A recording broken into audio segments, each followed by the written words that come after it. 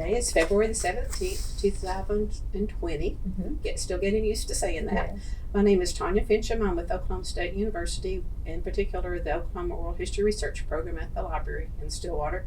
And today I am in Tulsa to interview Dr. Kayse Shrum, and this is going to be part of our STEM Areas and Women Oral History Project. And Dr. Shrum is the president of the OSU Center for Health Sciences and dean of the OSU College of Osteopathic Medicine. Did I get that right? Yes, you did. All right. Thank you for letting me come today. Yes, great to be here. Let's begin with learning a little bit about your childhood. When and where were you born? Okay. So I was born in Tulsa, Oklahoma in 1972. And tell us a little bit about your parents. Right. Well, my parents are both native Oklahomans. And my dad grew up in Broken Arrow. My mom grew up in Tulsa. And neither one of my parents are college graduates. My dad served in the Vietnam War, and so when he came back from the Vietnam War, he and my mom got married, and he started working, and they had a family. I have an older sister, 2 years older than me, and we grew up kind of east of Broken Arrow, which is Coweta, a little small community there. Do you know how they met, how your parents met? I believe that my parents met. My mom is the second of 5 children, all girls, and my dad has 4 siblings, so as a family, he's the oldest of 5. But my dad went over with a friend of his who was dating my mom's older sister, and she said they met there. And on the way out the door, my dad turned around and said, "Nita, would you like to go out on a date sometime?" So they met at my mom's house through her older sister. Okay, meant to be. Yes, yes, absolutely. And they have lived in Coweta the entire time? Yeah, For pretty the much. most part. Yeah, around Tulsa, Broken Arrow, Coweta. But we pretty much were raised just east of Broken Arrow in that area. And what did he do for a living? He worked for Southwestern Bell.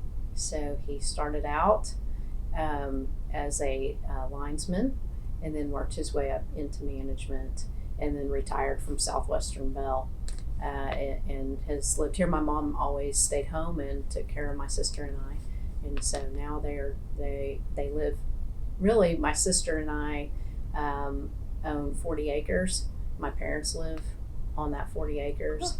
And we still live in Coweta. We all live kind of there close to one another. And so my parents are retired and they travel to different places.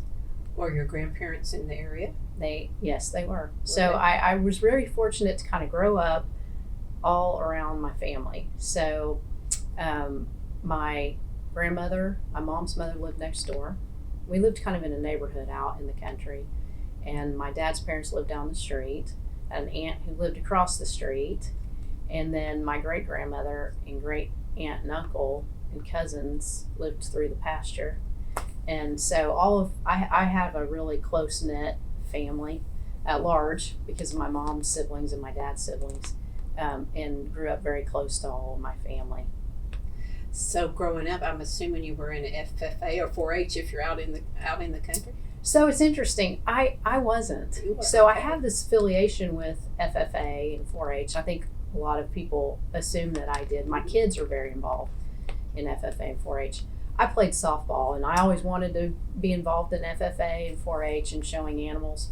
But my parents, knew that I was traveling all the time with athletics, and really encouraged me, to kind of stick to sports, and so that's what I did. But having raised my kids out in the country, and I think always my desire to have animals and to show animals and to be involved in FFA, I encouraged them to get involved, and so that's kind of been my affiliation with FFA. Okay. Well, then let's back up. Where did you go to elementary school?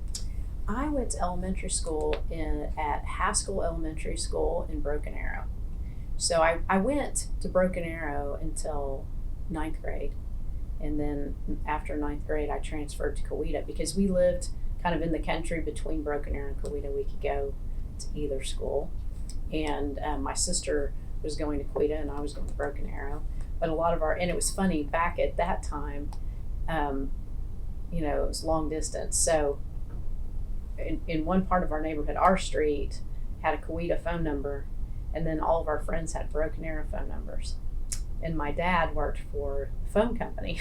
And so every month, and he did a lot of he had an office that he worked out of the house. And so every month he could expense his phone bill, but he had to take it in. And our phone bill was so high, because imagine having 2 teenage girls whose friends the street over was long distance. And so that was part of the reason why my dad finally, really encouraged us to go to Coweta. And because every month we knew when the phone bill was coming in, my sister and I we would try to not be home when he opened the phone bill, because we knew it was going to be so high. So yeah, we went to Broken Arrow until, high school, and then we ended up both graduating from Coweta. And what year did you graduate from high school? 90. Did you have a favorite subject while you were in high school? I always liked science. I was just always very fascinated with science. Whatever, science class I was taking, I always just thought it was really neat. So probably just the affinity to science. As I got a little older in high school, I did like math classes. I think that's just kind of the way my brain works a little more.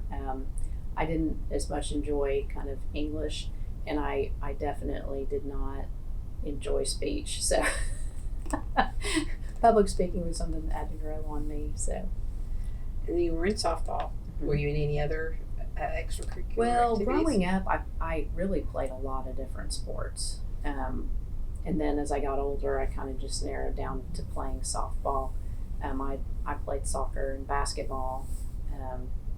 And then, we did dance for a while when I was younger. I did some pageants for a little bit. I think I just kind of experienced a lot of different things. I was trying to figure out, what I enjoyed, what I didn't enjoy. But, and then a lot of, I was involved in student government, a lot of leadership. And that was kind of, but athletics, softball was kind of really my passion. So what was your plans when you were graduating or getting ready to graduate? Well, so that was interesting. I really didn't know what I wanted to do. I think, I was one of those students that I was just fortunate that I, had softball, because that was really the reason why I wanted to go to college. I wanted to play softball, and I always, I played on a traveling team, and that was kind of a big thing to continue to, play softball in college. So I really wasn't sure what I wanted to do.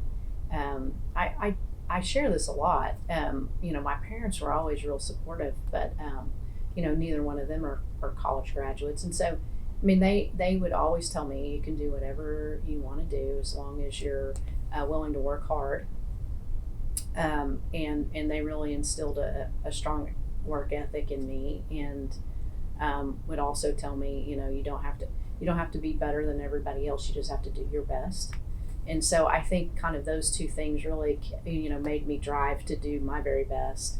And so when I went off to college, I really didn't know what I wanted to do. And so after I got there and really tried to figure out, my dad's advice was, you like science, so just take science classes and, take your basics and just, try to figure it out.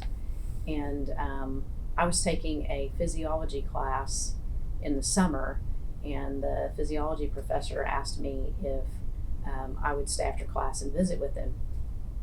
And he asked me if I was going to medical school, which, at the time, I had never even thought, I came from a small town, and I really, I think would show up every day and was just kind of quiet, did my work in school. I was somewhat intimidated by going to college. And so, I didn't have an answer for him. And he said, you have the highest grade in my class, and everyone in here is a pre-med major, or they've been accepted and they're just taking this class to finish up for the summer. I really think you should go visit a medical school and go talk, to your family physician, and then decide if medicine is for you. And, I kind of reflected on that moment for a long time. And I think that, there's power in people telling you can. And it's very empowering, because no one had ever told me you can't be a doctor, because it's quite the opposite. My parents were always very supportive. But somebody investing in you that you feel like, in your mind, has, I guess, when you see them and you think they have some credibility to be able to make that kind of a judgment, it's very empowering. And so I did what he suggested, and it opened my eyes, and obviously changed the trajectory of my life, and has been very fulfilling. But no, I had no clue what I was going to do, and other than, like I said, just play softball and figure it out. And so I was very fortunate that he took a moment to encourage me. Were your best friends in high school going to college?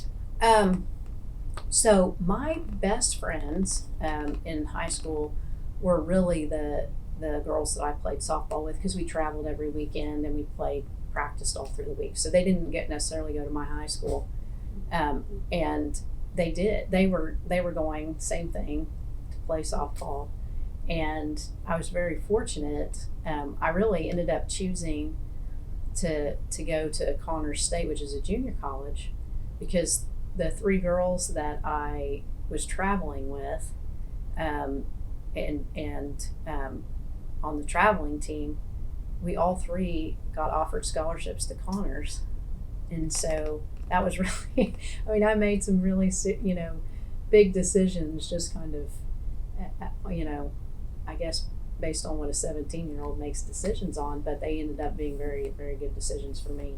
And actually, those girls are still, they're 30 years, we've been friends, and more than 30 years, and we still get together and still talk and text, and so they're lifelong friends. But yeah, they ended up, they were going to college, and we all kind of went together.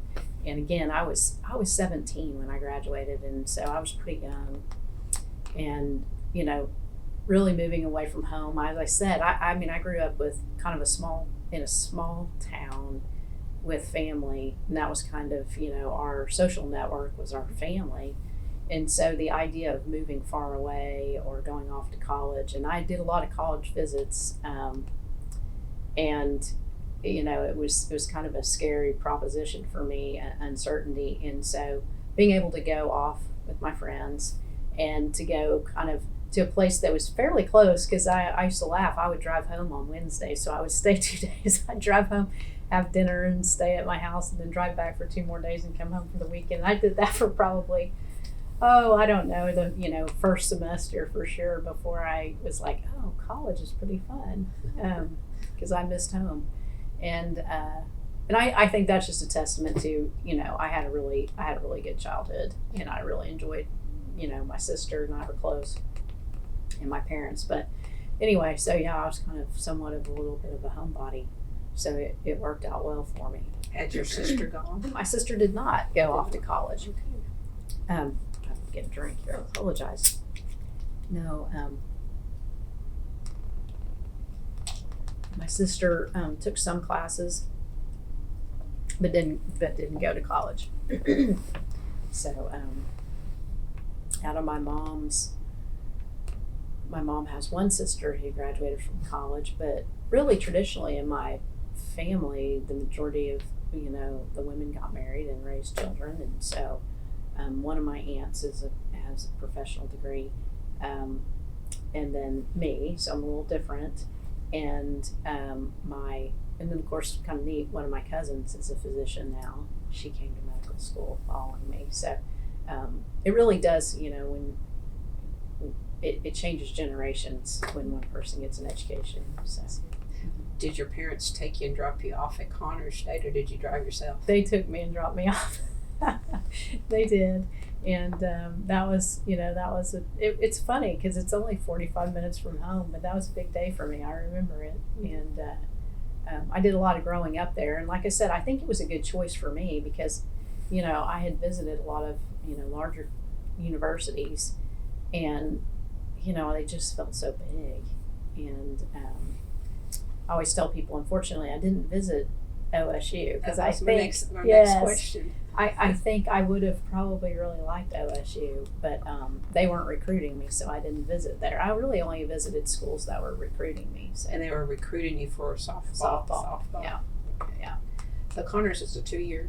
Yes. And then you went to. Then I went to the University of Arkansas. My husband and I got married after 2 years. We've been together 30 years, and so I met him my senior year in high school. And then we got married after I graduated from Connors, and I went to the University of Arkansas. He was working for Walmart in their corporate offices, and I took classes there until I got accepted to medical school here at OSU. So at Arkansas, you would have been taking mostly science and mostly, yeah, science courses. I took most of my organic chemistry and biochemistry and all the ologies, upper division. Which one was the toughest? For me, I think biochemistry was the toughest class. Biochemistry's always been a little bit of a challenge for me. It was my hardest class in undergraduate and my hardest class in medical school. I made 2 B's in medical school. One of them was biochemistry. I made 2. I guess I made an A in biochem in undergrad, but it was hard. It was a very, very hard class for me. So I don't know what it is with me in biochemistry, but I loved organic chemistry. I love physiology and zoology, all of those classes. And I liked biochemistry, but it's just a little bit harder. It's a little harder for me to wrap my mind around, I guess. Well, and in those classes, were there more boys than girls, more men than women? Yeah. I think that, certainly true when I was in school. A lot of the science classes. I mean, sometimes you start out, in some of the larger, like biology classes, it's pretty equal. But the further along you get, there's fewer females in those classes. I think, hopefully that's changing a little more today. And I think that's, true here in the medical school. Were the professors more men than women too, I guess? I think all of my professors were men. Mm-hmm. Now that you ask me about that, I'm trying to think. I think I only had male professors in all of my classes in science. Yeah. Now hopefully that's changed a little bit too. Yeah, I think so. I had the opportunity to meet Dr. Baker, Isabel Baker. She was a regent at OSU, and she was also Chief Baker, Chief of the Cherokee, former Chief of the Cherokee Nation's mother. And we met and we were visiting, and she was sharing with me that, as a regent, the big thing that she focused on at the medical school was, how many females were in the medical school class. And then she talked about, once they kind of got to close to half, she said, okay, how many female faculty members do you have? And there were only 2.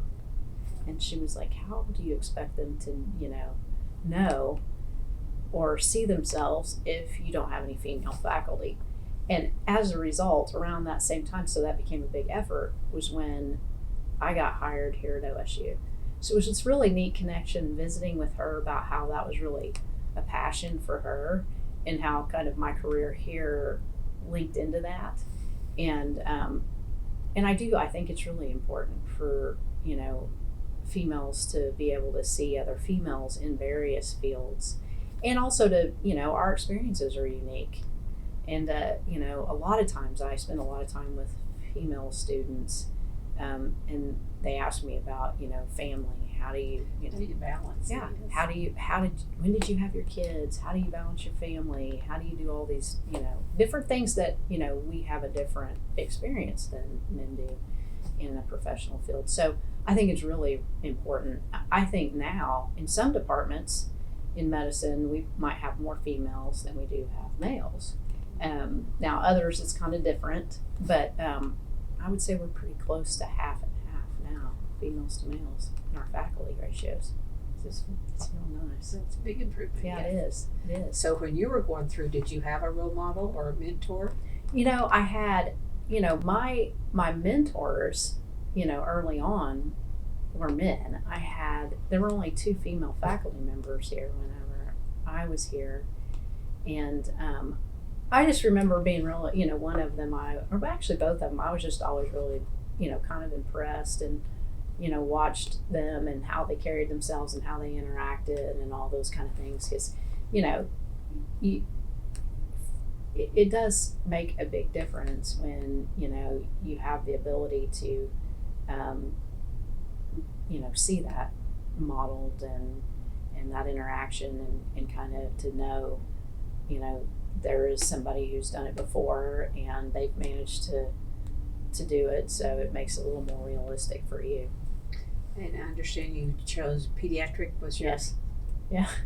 Yeah, so it was funny when I came here to medical school. I remember saying this, I don't really know what I want to do, but I know I don't want to be a pediatrician. Because I thought, you know, I just had this image of like small rooms and screaming kids and so when we were doing we would do what was a lottery for rotations. So you would get in a room and everybody would kind of like draw, here's the rotation you get. And so one of my friends wanted to do pediatrics, and I had actually gotten the rotation with the program director, and she was like, man, I really wanted that. And I said, oh, well, here, you know, I'll trade you because I don't want to do pediatrics. I thought I wanted to do family medicine and deliver babies. And so my very first rotation where I did labor and delivered a baby, I was like, this isn't it wasn't what I thought, and I didn't enjoy it as much.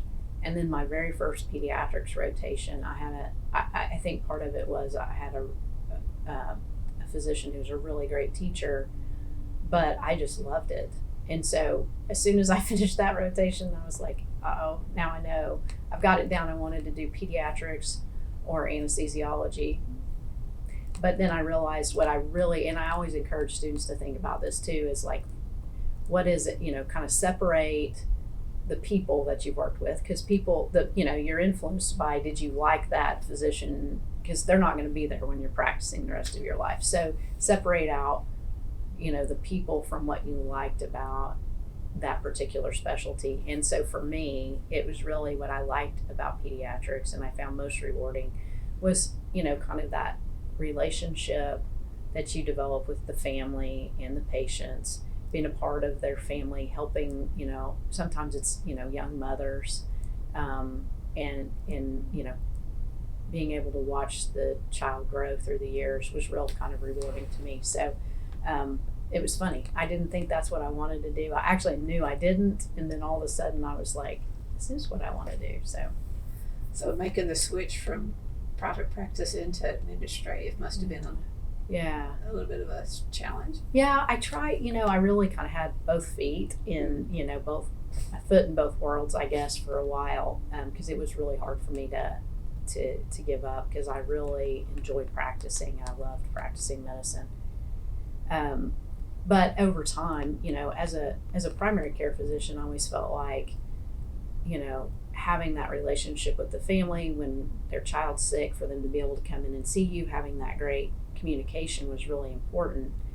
And so over time, with me having an administrative role and trying to be in the clinic one day a week, or I really didn't feel like it was fair to the patients, because, you know, they need you more than one day a week, and they need you those other days and sometimes the weekends. So I think at first I you know, kind of made a decision that it was better for the patients to kind of transition their care away from me and to somebody else. But over time, honestly, I've kind of come to see it, you know, as kind of an extension of that, because, you know, we're graduating, you know, 150 residents every year.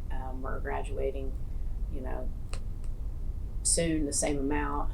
We'll soon be graduating 165 medical students every year, and I have the ability to kind of, you know, touch their lives and help shape them into the physicians that are going to go, you know, be anchors in their communities and care for people. So have, much more of an impact, really, I think, in this field, and as well as just, being able to advocate for, rural health issues, policy issues, is, I think, it is very rewarding for me as well. So, have you pulled someone aside and given them those few words of encouragement? Yeah. Your physiology teacher did? Yes.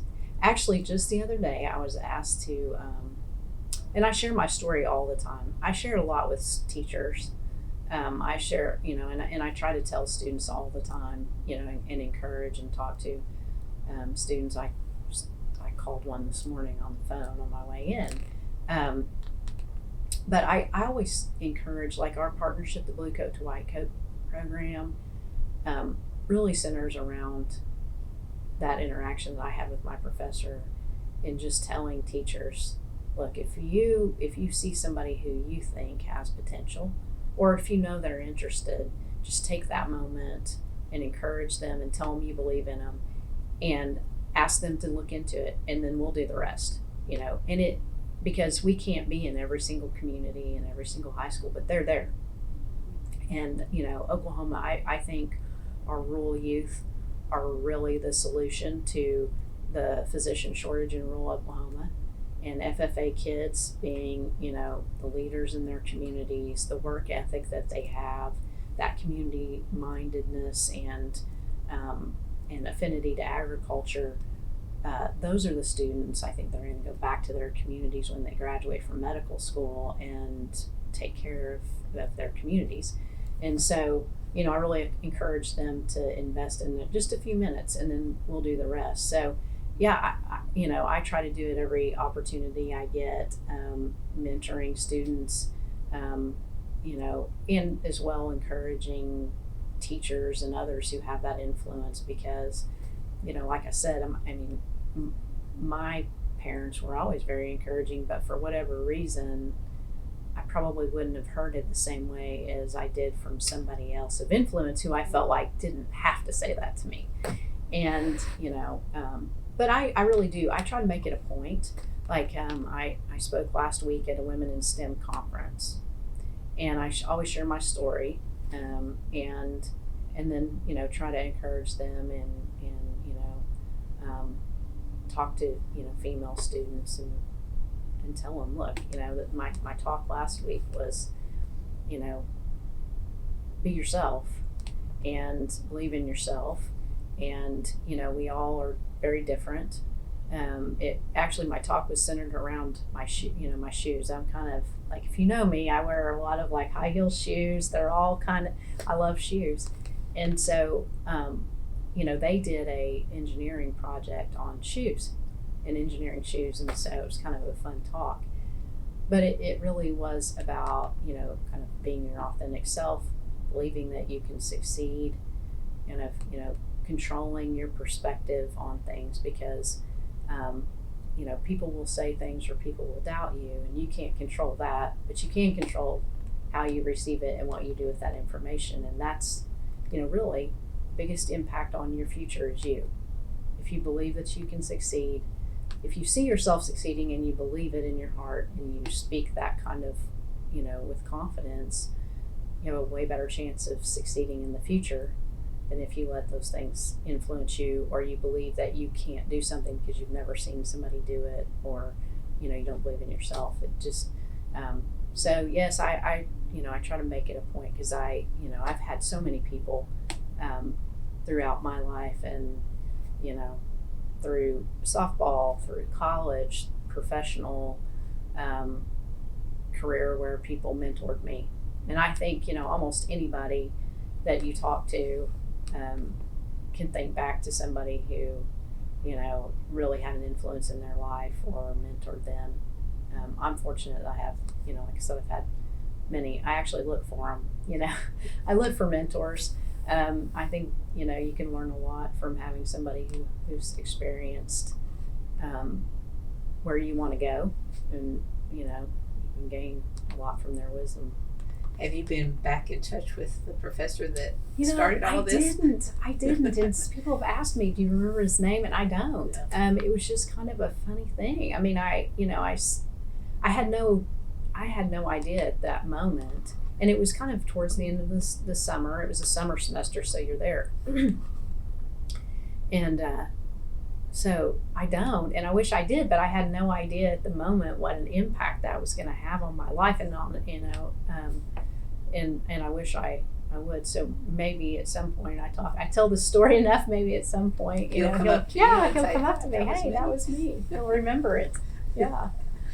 Well, you mentioned telling people, young girls, women, how to balance all of this. Yes. Do you want to share a few of your go-tos? So, I going into medicine, I think I made the decision that I didn't feel like I needed to make a choice between a career or a family. And I, so I didn't do that. But the thing that I have learned, and I think, probably most people, most women who are physicians who have families and they're a busy doctor, you'll never let your professional life slip or your family. You have to pay attention to yourself, because that's where you're gonna, take the shortcuts. So I think over the years I've really, learned to make sure I take time for myself, that it's sometimes you have to say no to people. You have to take care of your health. You have to exercise, because if you aren't really taking care of your health and your wellness and taking those, whatever that means for some people, they enjoy being around a lot of people. Some people enjoy, taking time to just be alone or, exercising, whatever that is. I tell people, you need to really be mindful of taking care of yourself. It kind of goes back to that being on the airplane when they say, if the oxygen masks drop, put yours on first before you help everybody around you. I mean, we have to take care of ourselves first, and then we can help everyone around us. But for me, I was very fortunate. I tell people, make sure. I mean, you can really do anything you set your mind to. But I was very fortunate to have a very strong support network around me. At one point, my husband and I, made a decision about, he had a career and I had a career, but that, he was going to be, his career was going to kind of take a backseat to mine. And so, he's always helped with the kids. My mom, very supportive, and my sister. Does he cook? He does cook. I mean, we kind of share in all the responsibilities. It's funny now because, our oldest is 23 and our youngest 3 are seniors in high school. So we have 6. And, it's kind of changed now. But, I mean, we pretty much had a routine of, who did what. And, he cooked breakfast, I cooked dinner, those kind of things. And then, like I said, I really, he and I both made a decision that,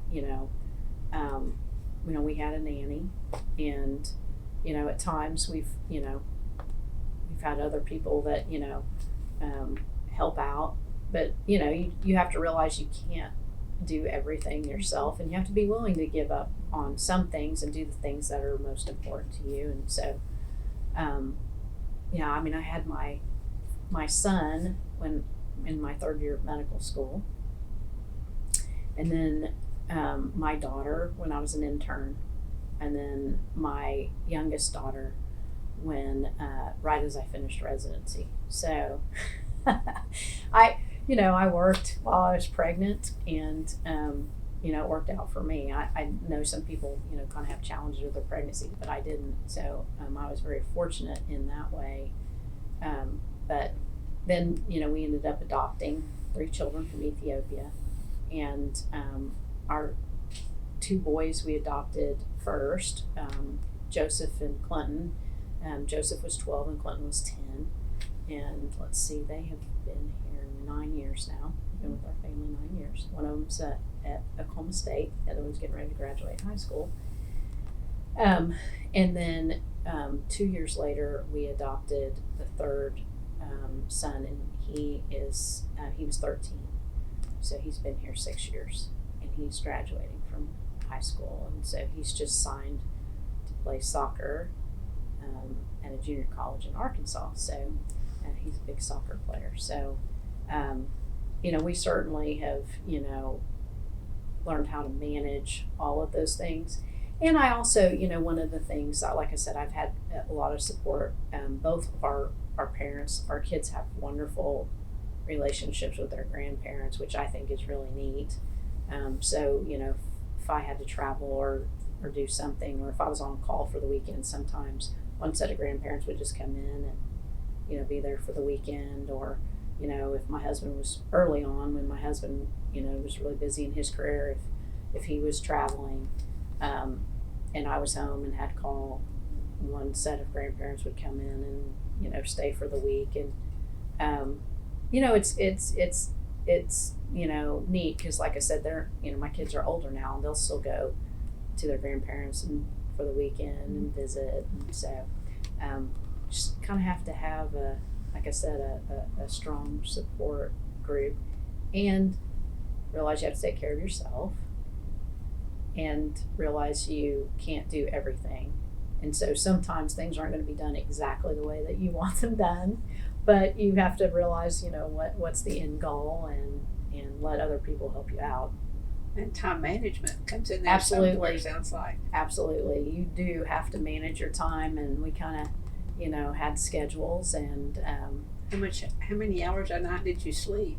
Oh, not many for years. I think not very many. I mean, because I would actually, when the kids were little, and so when I first started into practice, our oldest son, he was 5, and our daughter had just, she was, well, he might have been 4. So yeah, they were like 4, 2, and Carson was maybe 4 months old.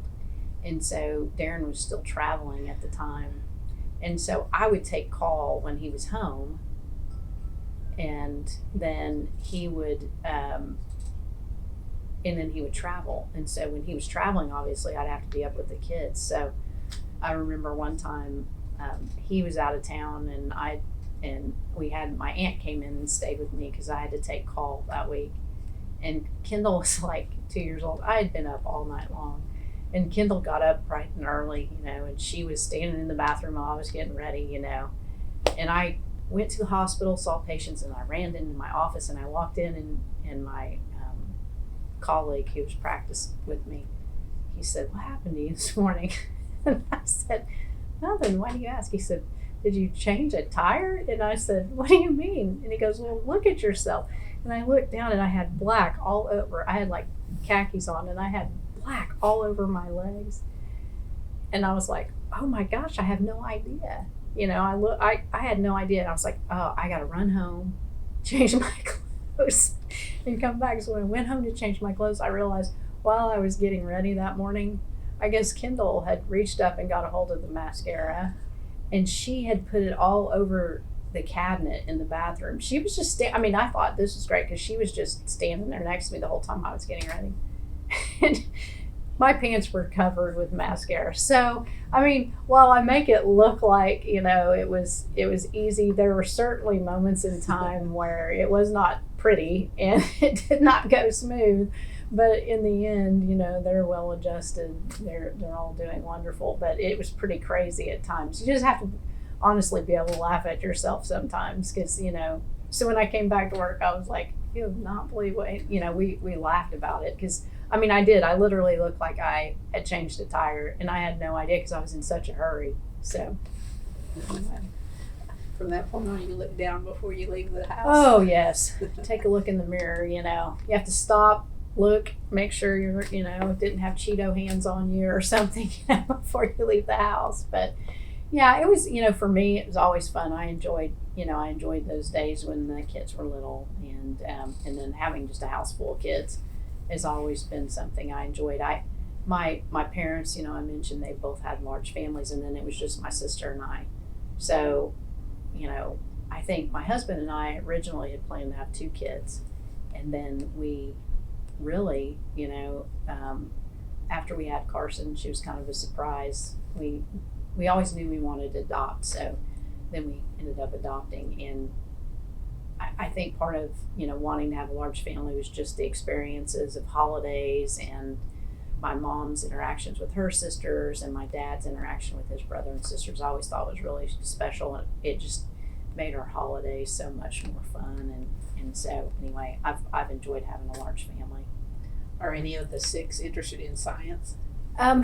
Well, my son is a agronomy major. My oldest daughter, I really, she thought she wanted to go into medicine, but she changed her mind, which is okay. My oldest adopted son is looking at a health career, some career in a health profession. He's a sophomore at OSU, so he hasn't quite decided what he wants to do yet. And then the other 3, the younger 3, I think they're wild cards at this point. They haven't quite decided what they want to do. So we'll see where they end up going. Any softball players in there? None. My girls played when they were little. What position did you play? I pitched. You pitched. Yeah. That's slow. That awkward. It looks awkward with slow pitch. No, I did fast pitch. You did fast. Yeah, fast pitch. Yeah. So. And then you came here for your doctorate. Yeah. And then you became president. Mm-hmm. So what do you do for yourself these days? What I do a lot is I make sure, I love to, exercise has always been a part of my life. So I always carve out time to, exercise is kind of what I enjoy doing. My husband and I all, make sure that we take, it's kind of funny. I kind of enjoy, for me, kind of recharging is finding a, just quiet downtime. When you raise 6 kids, you can't really do that at home. So a lot of times, like on Saturday morning, he and I will just get up and go for a drive. Sometimes we drive to a small town and have breakfast or something and then come back. We like to, go for hikes and kind of do outdoor stuff as just kind of a way to spend time together and kind of, recharge. But I mean, we spend most of our time, going to a soccer game or attending an event. And then, we really like OSU athletics. So we like to go to the football games. We like to go to the softball games. We like to go to baseball and basketball when we get a chance. So we enjoy all athletics. He was a college football player. So, sports is something we enjoy together too. Had you applied for other med schools? And just I did. Why did you? Well, because close to home, I guess is why you. It was close to home, but what I really ended up, I really love the philosophy of osteopathic medicine, which is treating people and not diseases, and approaching a patient as mind, body, and spirit, meaning that someone is never going to achieve wellness if you're only treating their physical problems, that we have to be mentally healthy, and we all have a spiritual aspect to us that helps us get to wellness. So I really connect with that philosophy, but through kind of, when I went to talk to my physician in my community, he was an OSU graduate, and I always, had watched him kind of take care of my extended family. My great-grandfather, he was our primary care physician, and at that time, doctors made house calls, and, my grandfather was bedridden with cancer. My great-grandfather, he'd come to the house and see him and visit with our family, and I think that had an impression on me. And then throughout just kind of, spending time shadowing, and when I decided I wanted to go into medicine, I really found that the doctors that I really liked the way that they were taking care of patients had graduated from OSU. And so, knowing that, I think that, I had in my mind, this is the kind of doctor I want to be, and, this is the place I want to go. Because it seemed like that was the commonality between all of them, is that, they had some affiliation with OSU. Well, do you have any input in who gets to come now? Yes. Candidates, current. Yes. Do you look for anything in particular? Well, so the admissions committee always makes recommendations, and I kind of look through the list. I kind of have either sign off or veto power. I always look through the list, and I look at where they're from, their hometown. If I see somebody on the wait list and I'm curious, I'll pull their file and read about them, so yeah, I mean we like to see people who have done mission work. We like community service. We like to take kids from rural communities. We like to take FFA students. We like Native American students. I mean, really, because our mission is, for primary care for rural and underserved Oklahoma. So we're really looking for people who we think fit with fulfilling that mission. And so where you come from and where you do your undergraduate work and what you do in your spare time all has an impact on, really where you're going to end up practicing mid-career. So that's kind of what we look for. Have you had some success stories with the rural kids going back to their communities? Yes, yeah. We have several. I mean, a lot of our students will go back and practice in their communities. One female student in particular, I had not met her, and we were going to the Capitol to speak, and we were talking. It was like when we first started our Blue Coats White Coat program, and her dad was a former FFA teacher, and she was an FFA, and so we went to the Capitol to speak. And the thing I learned then is, you never want to follow a former FFA student in speaking because they're very, very good speakers. I was like, wow, she's a phenomenal speaker, and she just gave this great talk and so confident and well spoken. But she ended up doing a residency program in Tallahena, family medicine, and then practicing, really close to her community where she grew up.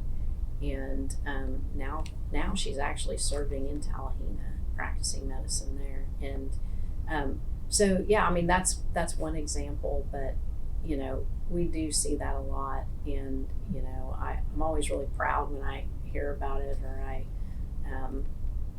see, go to a community and I see them practicing there. It's really rewarding.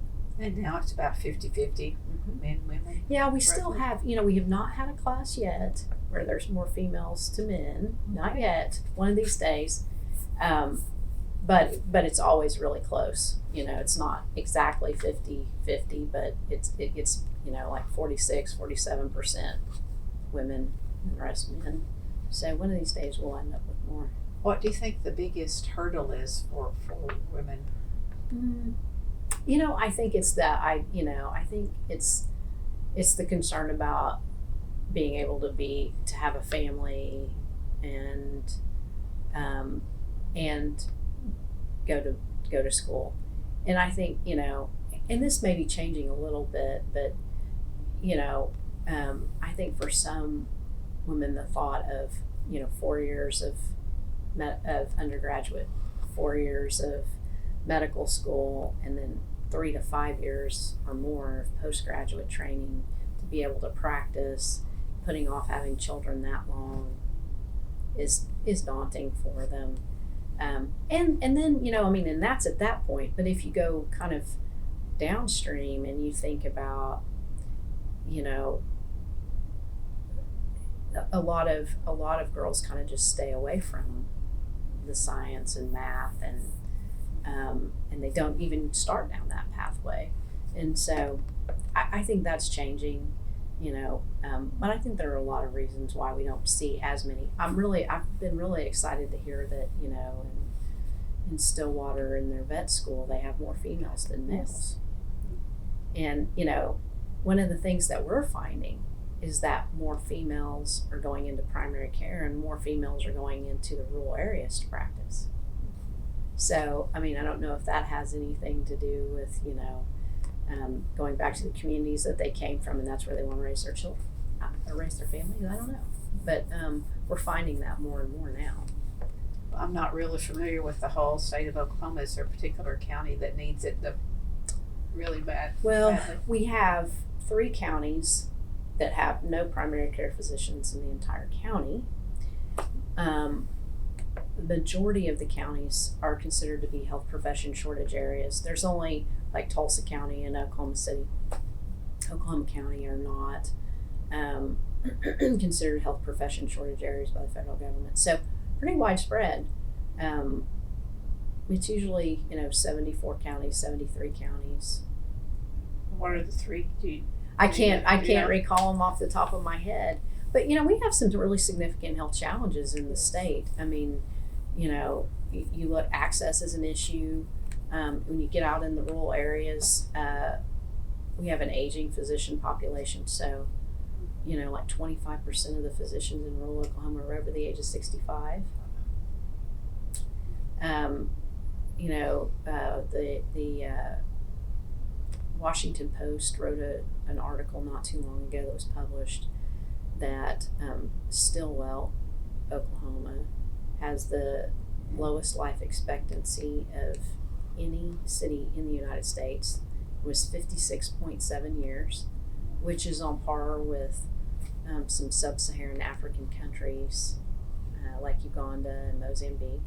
And so, we have it's interesting. I mean, we have a lot of health challenges, a lot around access, but health in general is kind of multifactorial. So, poverty, food, education, all those things play into how healthy we are as individuals and as a state. Well, you've started so many initiatives to help improve that. Mm-hmm. Yeah. It's, I tell people all the time, the thing I love about being at Oklahoma State University is, when I get in my car every morning to go to work, I can, feel good that either through the education we provide or the services and programs, we're making a difference in the lives of Oklahomans. And, I really love the land grant mission. I love the mission here at the medical school to serve rural and underserved populations. So I have a real personal connection to it, having grown up in a rural community. So to me, it's I have a wonderful opportunity to, utilize the resources that we have here at OSU. Like I said, through education, again, having someone in your family graduate from medical school really changes not just the trajectory for that one individual, but generations to come. Sets a different trajectory. So not just through education, but like I said, through the programs, I really enjoy some of the telemedicine programs, Project Echo that we do, where we try to increase access to specialty care in rural areas through our primary care physicians.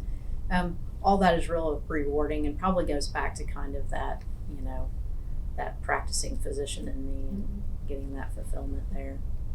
And then you have the opioid. Yes.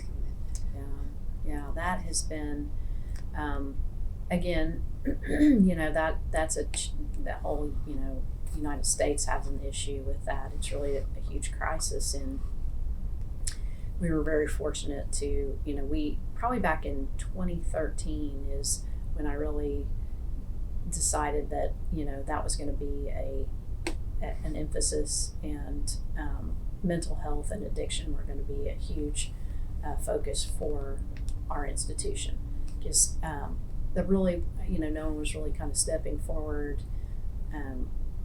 to solve the problem. I had the opportunity to have one of our medical students' fathers come sit with me and shared his personal story about losing his son to addiction, and how, when that really got started through an injury and prescription medication. His son was a college athlete.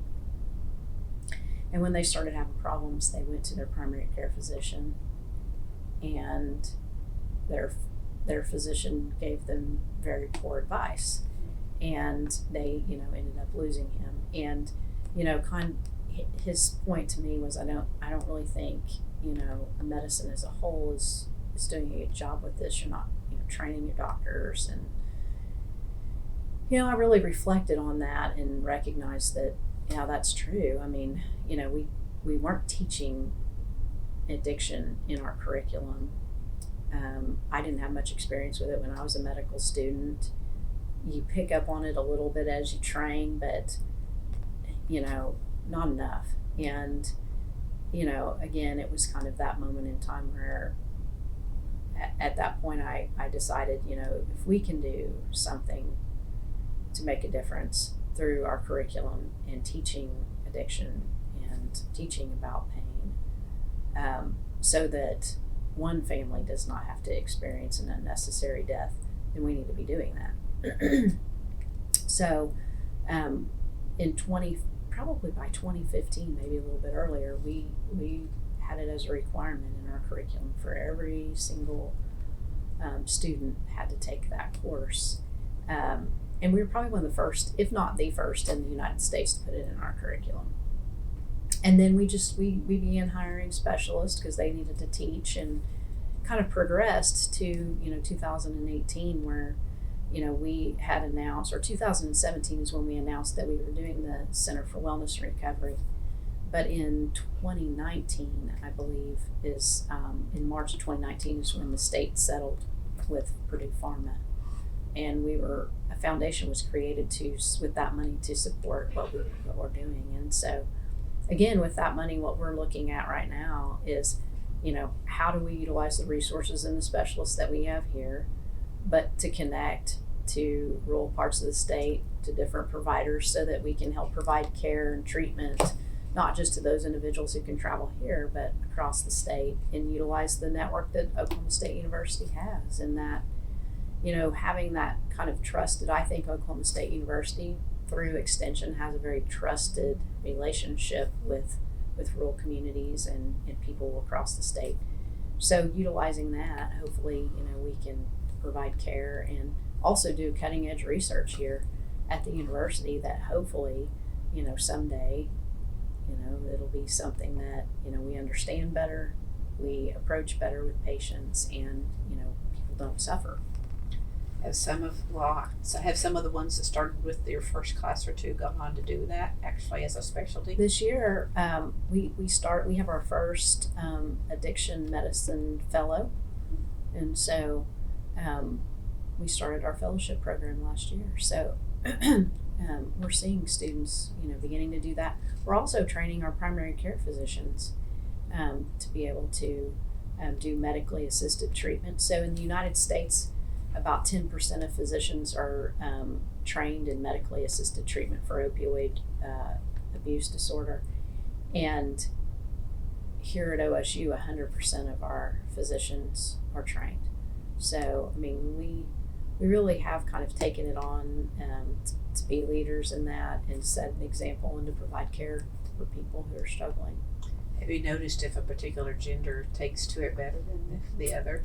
I haven't. I have not noticed that. I probably because I'm not, I think there's, in general though, I think there's just a lot of stigma around it. Still people, and I think to some extent, in medicine, we need to do more research, and we need to be educating our students and our physicians, because by not doing it, we're not acknowledging it as a true medical disease. We were in some ways, contributing to the idea that it's poor choices and creating a bias. So I think the more we talk about it, the more we teach it, the more we understand it, hopefully, people will feel comfortable and safe seeking care. But I think there's still a lot of stigma, And is some of that playing into being appointed by the governor to be on his board of, I forgot the name, Science? Is Secretary of Science and Innovation. Yeah.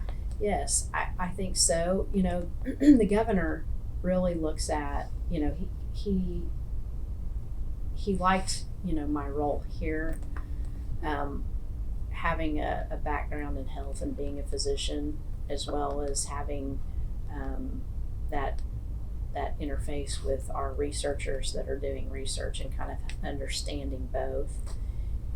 And I think, having the experience of a health system that's a part of OSU, and interacting with that private industry, I think was appealing to him. He really,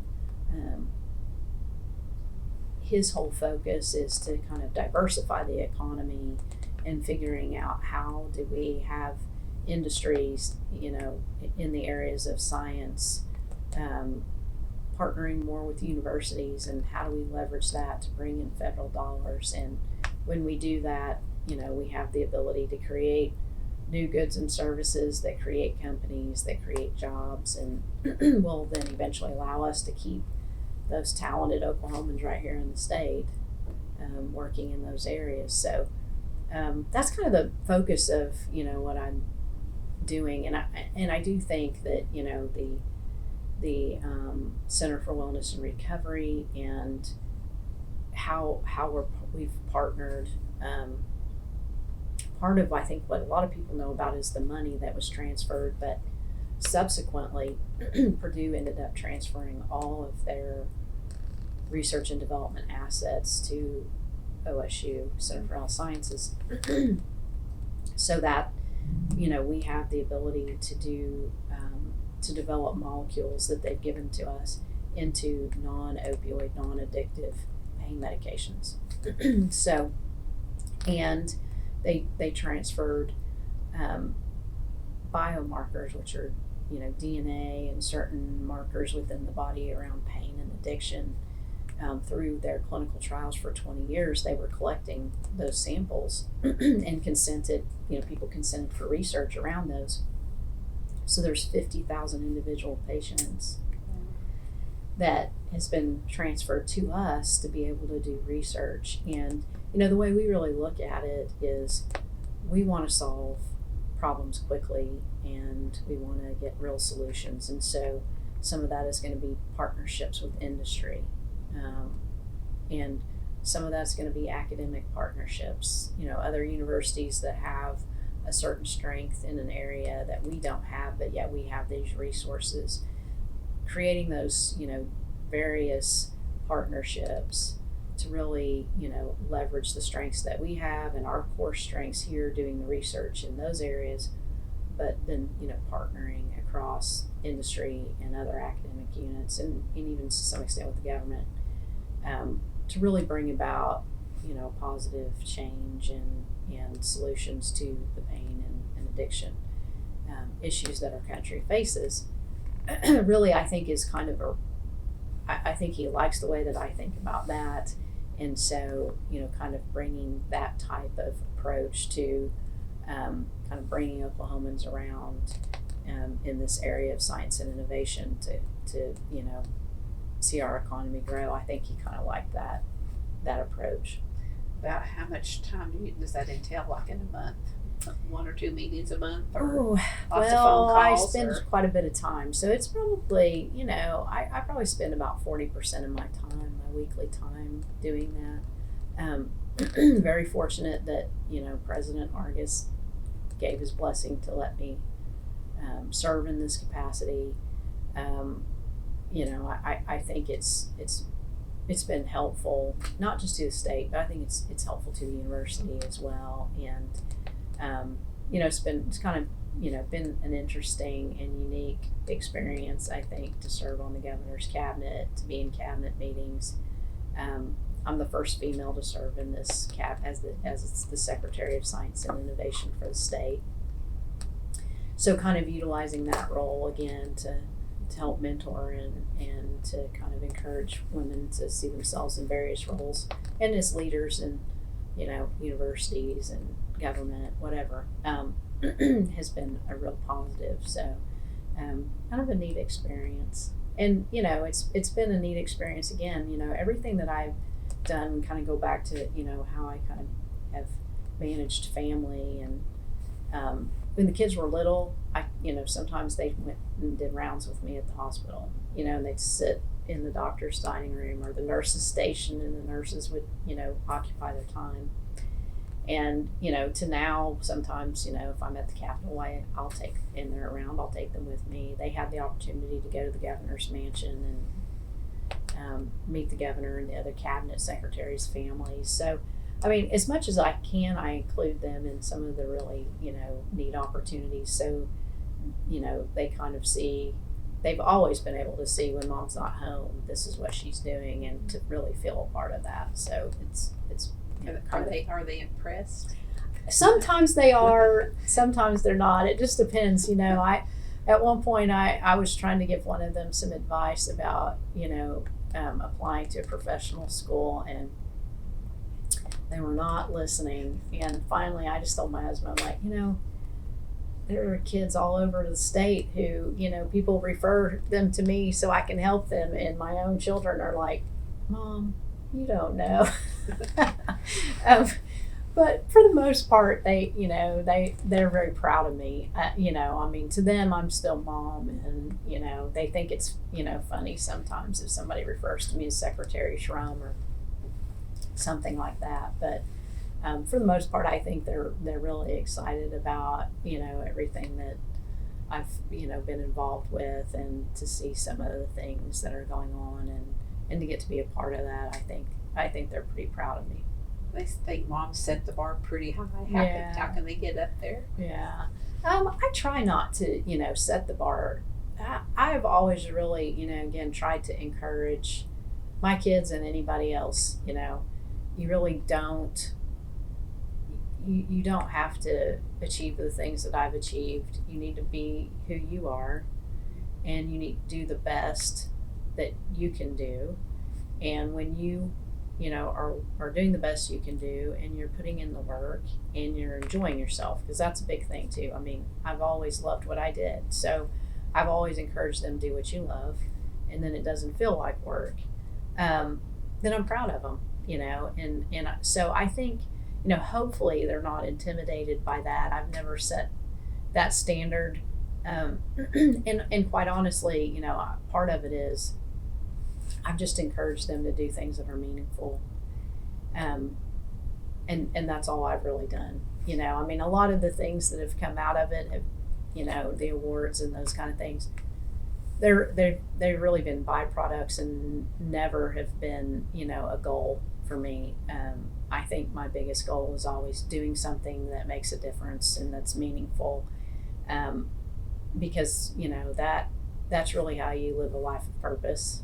And when you do that, it's enjoyable regardless of, how hard of work it is. So I think that's what I've encouraged them to do. And hopefully, they're never, feeling like they have to, follow in Mom's footsteps. Kind of like lessons your parents taught you. It sounds Yes. like you. Yes. Passing that along. Yeah, it really is. And, because I think that, everybody is a unique individual. We all have our own strengths and weaknesses.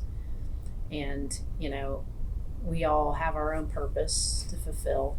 And when we're trying to measure ourselves against somebody else, we're probably missing what's going to be most fulfilling for us in the long run. So I've always encouraged them. And, part of that too is when you have 6 kids, you don't want them, competing against one another. And like I said, they all have their own individual strengths, and they're unique and wonderful in their own ways, and we all are. And finding what makes you happy, I think that's when you're the most successful. When it fits, that's when you can be the most successful. So if you could have a conversation with your 16-year-old self, what would you tell her? Oh, probably that, I think I would probably tell her, that believe in yourself. I've learned over the years too that, really to visualize yourself succeeding. And it kind of goes back to that advice that I give the kids. Visualize yourself succeeding, and then, believe that with your heart, because, and then speak it with confidence, because that's the most, that's the biggest influencer of your future is yourself. There's going to be a lot of people around, or there's going to be a lot of things that happen to you, and you don't control any of those.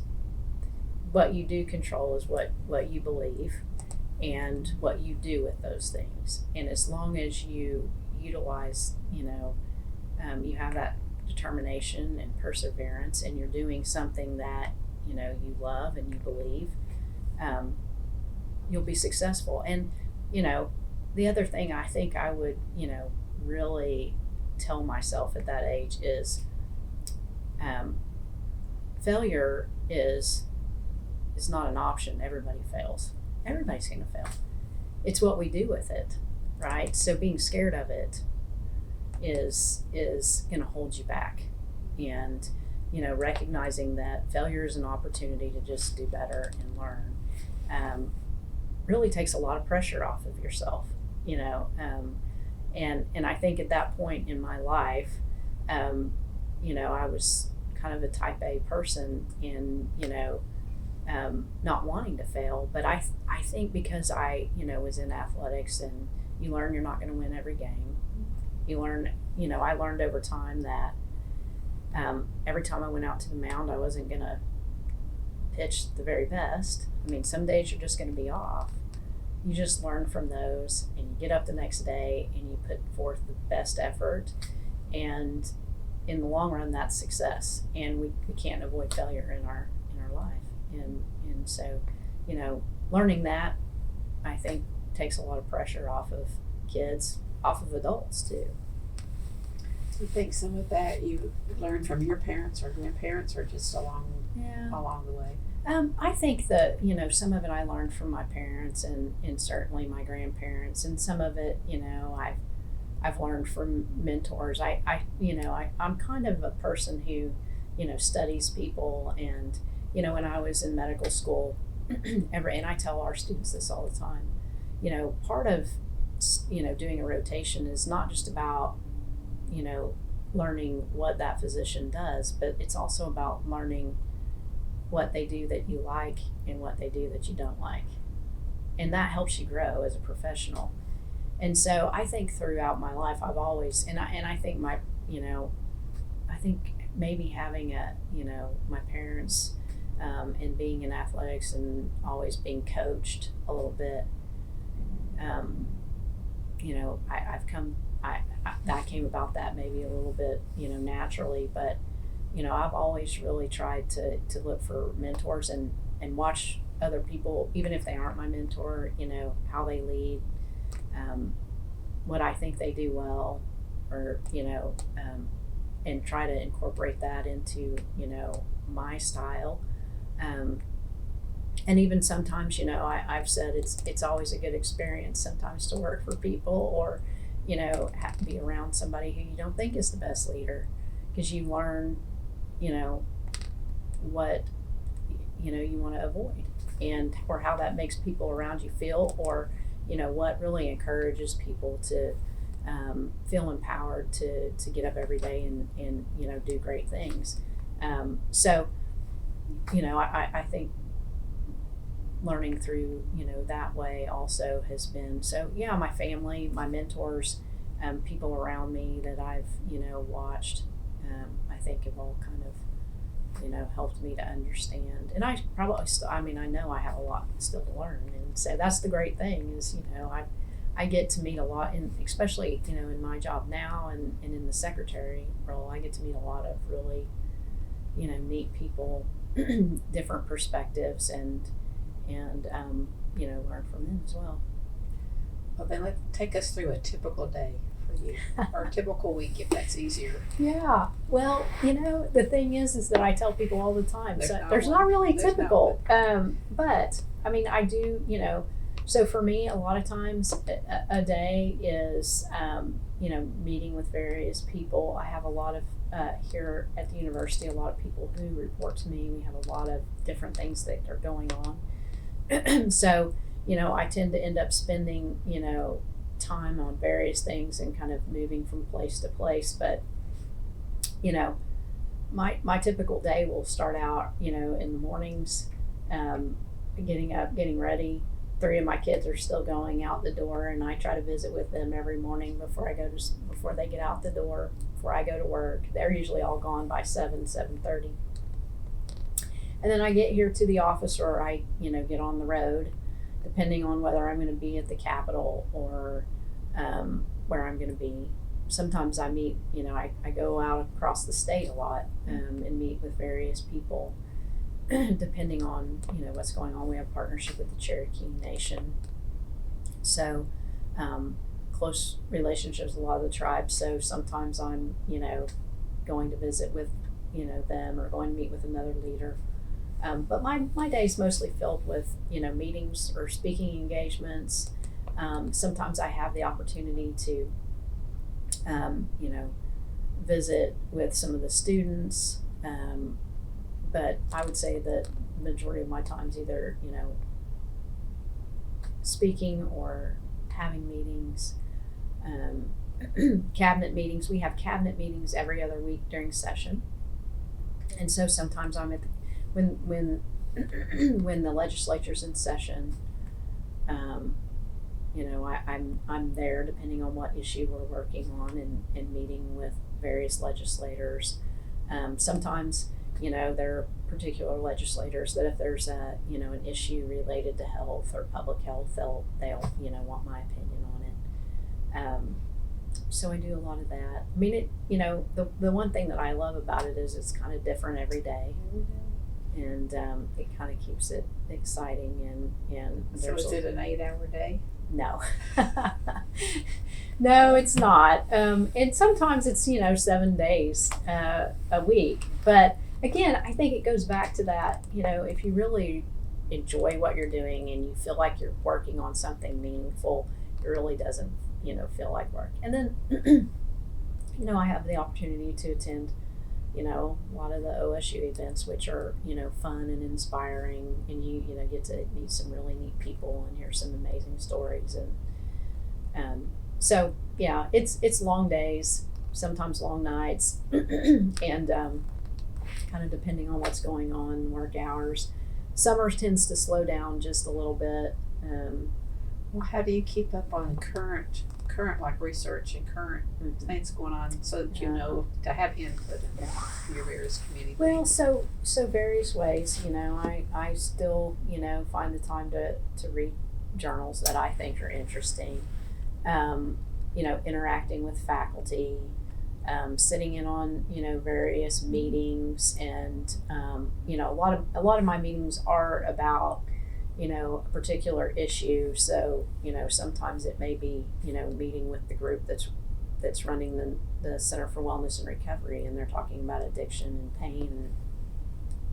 Or if it's, physician workforce shortages, I'm learning about that, reading, if it's Medicaid expansion, I'm learning about that. So, one of the most recent things that I think has been really neat is part of my cabinet secretary role. Oklahoma is third in the United States in aerospace, and so it's kind of surprising. So really, I've had the opportunity to kind of meet a lot of the aerospace industry. Many of the CEOs in the company or their research and development officers, and learning about material science, advanced manufacturing, all these things that I wasn't getting exposed to kind of in my medical job. So it's been kind of it's fascinating getting to learn more about all aspects of kind of the STEM fields, and digging into STEM education and learning more about that. I went to a conference in Denver with a group of STEM educators around the country, and sit and listen to them talk. So it's definitely a role that has allowed me to kind of expand my horizon and understanding of the various aspects of science and innovation that goes on here in the state. So what are some of the things they're going to try to get more people into STEM? Not just women, but all students. So when you really kind of look at STEM education and getting kind of growing that STEM, Oklahoma, like 47th in the. That's health, though, isn't it? No, we're 47th by the Milken Institute in Science and Innovation. You're correct. But it's really focuses on 5 areas that they're looking at. How many degrees are we granting every year? Bachelor's, master's in science, or PhD. in STEM areas. What percentage of our existing workforce is in the STEM field? What does our risk capital infrastructure look like within the state? So is there dollars to invest in these? How well are we doing at taking research and actually moving that to products and goods? And then how many companies are we spinning off? And so that's kind of, what we're being ranked on.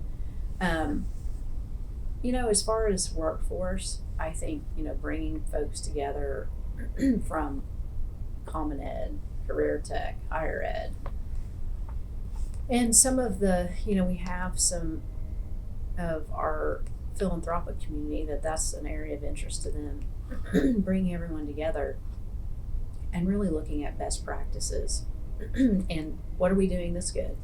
How do we expand on that? And how do we provide opportunities for all students across Oklahoma? And that's something that the governor's really asked me to do, because we have to have a pipeline of students coming in. So if we're not doing that, then we're gonna fall short. The other thing to we need to look at is how are we connecting at the higher education level? Are we doing internships? Are we giving them exposure to jobs? And are they getting that hands-on? That's really important in kind of those STEM pathways. But the exposure young is important. The opportunities, for internships and linking them, that's something that I'm working on for the governor. And kind of growing that. And I think a byproduct of that is really kind of starting to grow the industry, academia partnerships around research. Because what universities bring is students and graduate students that can work on projects. And so I think we have opportunities to kind of work on kind of growing those areas. And then, around kind of what's the infrastructure in the state to take those, great ideas and turn them into businesses. On the flip side of that too is, when we grow a strong workforce, we're more attractive for businesses to move in. So it all kind of, comes around. Each other, yeah, it does. It does. So, hopefully it's a big it's a big problem, and it's I have a short time period to serve in that capacity. So I hope that at least I can put some things in place and bring people together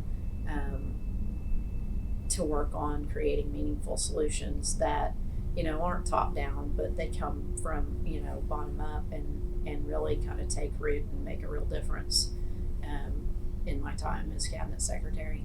You said you were the first female to hold that position. Yes. How long have they had it? I mean, I don't even know that. I believe I'm the third cabinet, third or fourth cabinet secretary. And it's Science and Innovation. 3-year term, or well, you can serve. It kind of depends.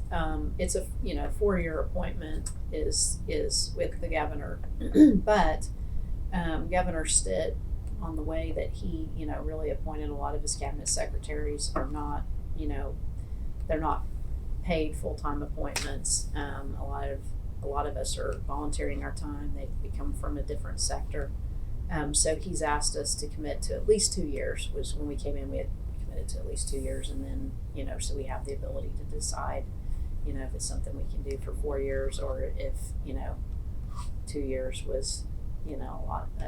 It was enough for us. So 2 to 4 years. So you've got to hit the ground running. Yes, basically. absolutely. Yeah. So we've covered a lot. Is there anything else we need to talk about? Yeah, I don't know. I think that we've really hit most of it. Any other advice for young women? No, I think I kind of covered all You those covered that points. too. Yeah. Just And what's next? You know what's next?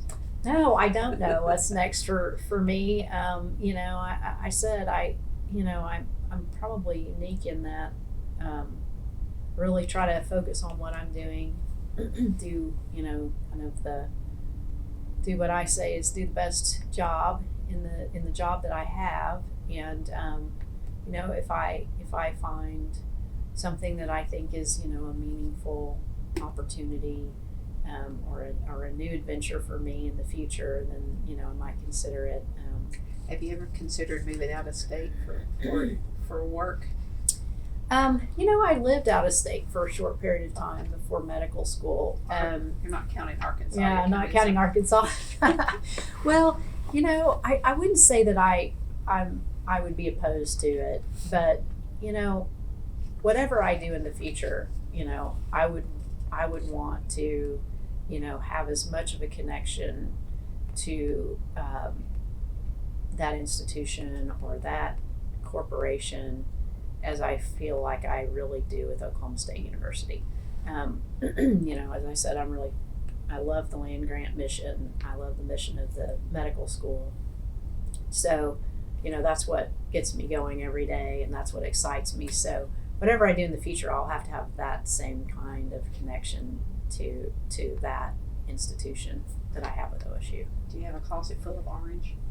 I do, actually. And it's surprising. I'm not wearing orange today, but I usually, have a closet full of orange. Orange shoes, orange coats, a lot of orange. Has there been a particular highlight? If you could, one or two? Oh, at OSU? Or just across the board? In my career? I think here lately, there have been, I've just been very fortunate to be involved in a lot of really neat things. I think the partnership with the Cherokee Nation to create the first tribally affiliated medical school in the United It's States. supposed to open sometime this year, isn't it? Fall. That not only for its historical, context, but really for the difference, the impact that it'll have. That's, very big. What will your role be in that, dude? Well, I will have. It will be under this campus and under this. It is a additional site to this medical school, so I will, have oversight over that program there.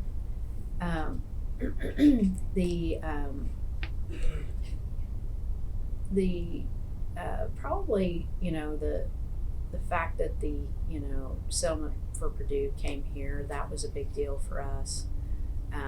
I think just sometimes you start out, it was just an acknowledgement to me that doing the right thing, kind of doing something when nobody wanted to do it because it it wasn't making money, it's not flashy, it's but because we were doing it because it was necessary and we were filling a need in our communities, in our state. That was fulfilling to me. Our partnership that we've had with the Zero Foundation and the announcement this week that a VA hospital, the money was in the president's budget to build the VA hospital next to the OSU teaching hospital. So we've played a really big role in that. That's been big. I think those are kind of probably the three really big, kind of career things for me. I think, personally, the being named the woman of the year by the Journal Record this year was big. I think, again, part of that was my kids being there, and and I got up to speak, and one of them yelled, "That's my mom," and it was just a really great moment of them realizing how important the things that when I haven't been home and I've been working on other things, those were really important things, and that they were a part of it. that was, really rewarding. I think, gosh, I feel pretty blessed that a lot of great things have happened during my time here, and a lot of people have, acknowledged that, the work that we've been doing, and that's been real rewarding. I always go back to, being very thankful, that, President Hargis, hired me and to be the dean of the medical school, and then, president here, and the regents, pretty grateful that they've entrusted me with running this, and because, when I was the first female dean of a medical school and the youngest, and that was a bold move on their part, and so I've always hoped that I make them proud and feel good about the decision that they made. How did you learn they had selected you? Did they call you or call you in? Was it in person or on the phone? I think that it's funny. I don't know. I interviewed. It seems like you interview with everyone. Yes. And I want to say that maybe I got a phone call from President Hargis. How would you like to be? Yes. Yeah, they offered the job to me, and so I've always felt like, I owe that my career a lot to them, making that decision and giving me the opportunity. So that was kind of a highlight as well. You had earned it. You had earned it. Yeah. Okay, my last question then is, how do you want people to remember Dr. Kayse Shrum? Oh, I hope that those that know me, remember me as, a person of integrity, compassion, and someone who, really wasn't about the titles, but was really about doing the work and doing the right thing for people, and that, they remember me as a person who, was most satisfied by seeing others be successful. Well, Oklahoma's been lucky to have you. Oh, well, thank you. Well, thank you for spending the morning with me. It's been great. Thank you for coming.